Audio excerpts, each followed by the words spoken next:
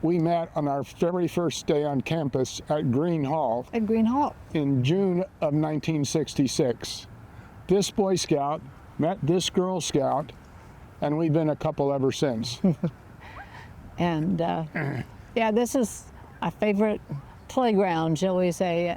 And we ended up getting married right after graduation, after Mike was commissioned in the Air Force.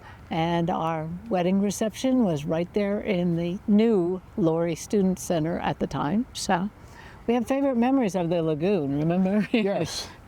One of the traditions of Green Hall residents is, on your birthday, you got pitched into the lagoon. Oh, there he is. Throwing people in? Throwing Dave and Buck and Dottie in the lake, in the lagoon. Happy birthday. Happy birthday, Cindy. You didn't know when it was going to happen, but sometime during the day, it may have been at breakfast, your roommates may have gotten you up in your pajamas, or it was after dinner, but sometime during that day, about 6 of us would grab you, haul you down to the lagoon, and pitch you in. Yeah. And that was your birthday celebration. That was fun. Yeah. Lots of things have changed on campus, but there's many things that are the same. Remember that they built the library when we were here, and it finished it, and Hughes Stadium was finished when we were here, so, but now it's gone. It's come and gone, and now we have the new stadium, which is beautiful, absolutely beautiful. And Edwards Hall, down the way, is the other dorm that we lived in, so it was very fun. Yes. And that was a trying part of being a student here, because you could only eat meals in your dormitory. So we would have to get up, have breakfast, go to class, walk all the way back to Edwards Hall for lunch, walk all the way back to the Oval for the afternoon class before you could get home. But the advantage to that is you could eat breakfast in your pajamas. During that first summer, we met some other folks who liked the out of doors, who were from small towns in eastern Colorado, and we would go up the Poudre Canyon and camp out by Gray Rock over a weekend. And there's Gray Rock and the trip to Gray Rock. Yep. See how exciting we were. Horsetooth. We went to Horsetooth. One of our most tragic events was we went to Horsetooth over 4th of July and missed our ride home and had to walk all the way back from Horsetooth. By the time we got back to Green Hall, we were all so sunburned that when we laid down on the grass wilted. It was painful. It was painful, but it's okay, we learned. But Prospect, we came down Prospect, and Prospect was the end of Fort Collins then.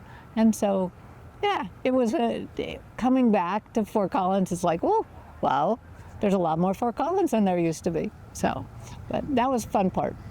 We did a lot of outdoor things, and then during the school year, we actually did a lot more activities on campus with ROTC and Angel Flight and the OT group. So we did more things on campus later, but in the summer, we played in the mountains. My most memorable class was with Dr. B, anatomy in the vet building, which was at that time right over the way. It was so many hours of work, and I smelled like the anatomy lab all of my life, that whole quarter, because we had quarters, we didn't have semesters, but she made a very big impression.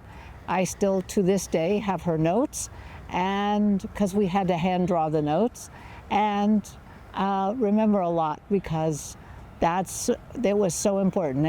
The most impactful class I had was the 8 weeks that we spent at Pingree Park, which is now called the Mountain Campus.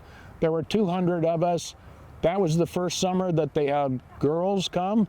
2 outdoor recreation students who were women were part of our group. The advantage that we had up there is that we were entirely focused on the environment and what we were doing. And 1 week we would study forestry, the next week we would study outdoor recreation, Yeah. 1 week we would study wildlife management or fish biology. And all of us from all 5 of those disciplines would get to know each other and interact and learn how to work with other disciplines, so that when I got out in the Air Force, it was very easy for me to interact with the aircraft maintenance people, or the civil engineers, or those folks, because I knew how to work with other disciplines. And that's why we have established the scholarships to help students go to the mountain campus. When I was a student on the mountain campus, the college worked really closely with the Forest Service, the National Park Service, and the state of Colorado, so that when we were finished with our 8 weeks of school, almost all of us had summer jobs on a forest for the rest of the summer to earn some money. That's a lot more difficult for students these days, and so we help out by giving them that additional opportunity. Yeah, and occupational therapy is a lot of hands-on learning, and it's what we do with our clients and helping them to function at a higher level and make them as independent as possible. And so from the very start, and that's always been important to me, and that's part of the reason I loved working with the preschool population and infants and toddlers and kids in school. But adults have lots of experiences they need to do hands-on, and if something has gotten in your way of your independence, that's what OTs do, help make you independent again. So, and that was why we set up the scholarship to the Early Childhood Center, so that OT students could actually work with kids hands-on. I think that we particularly make an attempt, because we live locally, to take them for breakfast or lunch and meet them kind of at the beginning of their time and before they participate in that experiential learning, and then we try and take them afterwards to a meal or meet up with them for coffee, so that we can hear their experiences. And we've been able to visit several of them in places that they work, and we've traveled, and so we get to see the value of their experiential learning and their college education come out in what they're doing now, which is very exciting. And go ahead.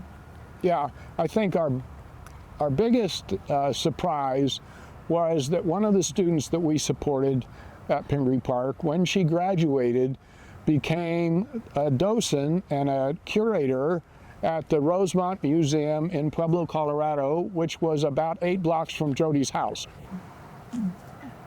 So we visited her, and she was really excited to share what she was doing with us, and the guidebook that she had written about that historic mansion. Yeah, she'd revised everything, and Pueblo is down the ways, and part of course, the CSU family, but it wasn't at the time that I was growing up, but it's very cool to see her degree in action, and she was very excited about what she was doing, and she really loved it. So it was a fun day to spend with her. The other part of my volunteer work in retirement relates exactly to my outdoor recreation major. And Dr. Wilcox, who was our department head in the 1970s, really emphasized getting out and getting involved. And so I am a conductor on the Mountain Avenue streetcar every summer and do interpretive talks with the passengers on life in early Fort Collins and the operation of the streetcars. And when we moved back to Fort Collins, I worked as a volunteer at Hearts and Horses, which is a disabled riding program similar to the one that is out at the equine campus here as well. And so I continued to do a hands-on type voluntary service afterwards. So fun to visit.